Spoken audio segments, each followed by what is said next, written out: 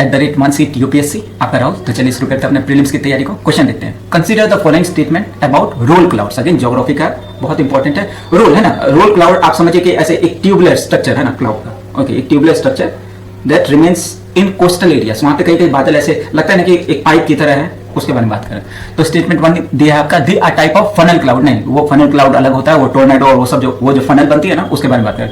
They a type of funnel cloud attach to the breeze of thunderstorm. बिल्कुल गलत। They are form due to the interaction of contrasting air mass and are influenced by atmospheric gravity waves.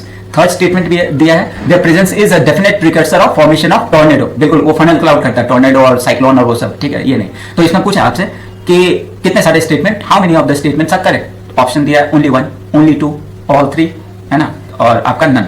Okay, तो statement 1 जो है वो incorrect है। और definite मतलब इस कैरेक्टर रोल क्लाउड का एक कैरेक्टरिस्टिक है कि वो डिटैच होता है from any thunderstorm base. Again 2014 prelims में क्लाउड्स के बारे में पूछा था ना, निम्बस और स्ट्रेटोनिम्बस और ये सब different type of clouds. Okay, ठीक है, तो क्लाउड्स के बारे में ज्योग्राफी में अगेन इंपॉर्टेंट, जो कि हमारे 6 to 10 के सिलेबस में नहीं। फनल क्लाउड्स है ना, ये क्या होती है, are associated with rotation of supercell. वो ये अपने सिलेबस में है ना ज्योग्राफी का, associated with rotated supercell thunderstorm and are often precursor to tornado.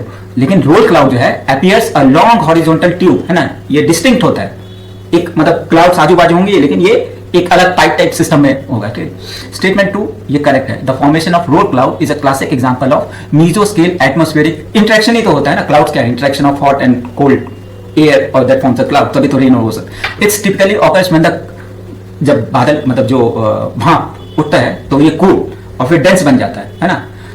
आप समझिए कि कोस्टल एरियाज में सी ब्रीज आए, ठीक है, तो जब ब्रीज बहता है तो वो जो कट हो जाते हैं ना, जो वार्मर मतलब सी सरफेस पे सनलाइट पड़ के वो इवोपरेशन हो रहा है और सी ब्रीज आया तो वो जो समझ रहे हैं ना, जो हॉट एयर है उसको अलग कर देता है और ठंडा वाला जो क्लाउड होता है दैट रिमेन्स, है ना, एग्रीगेटेड इन, तो ये वार्मर एयर जो होता है उसको हटा देता है। This interaction can trigger atmospheric gravity waves. तो याद रखिएगा ग्रेविटी वेव्स, है ना।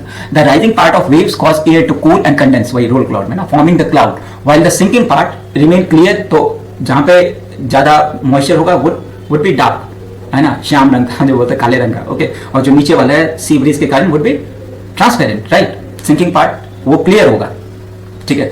तो यही जो इस तरह का फॉर्मेशन है इसको बोलते हैं रोलिंग ट्यूब शेप। ओके, फिर स्टेटमेंट 3 देखिए, ये भी इनकरेक्ट है ना। Roll cloud are primarily a visual phenomena, है ना, देखने में ऐसा एक पाइप की तरह दिखेगा but does not have any, क्या बोलते हैं उसको, ज्योग्राफिकल फोबिंग की टोर्नेडो या ऐसा कुछ क्रिएट करेगा।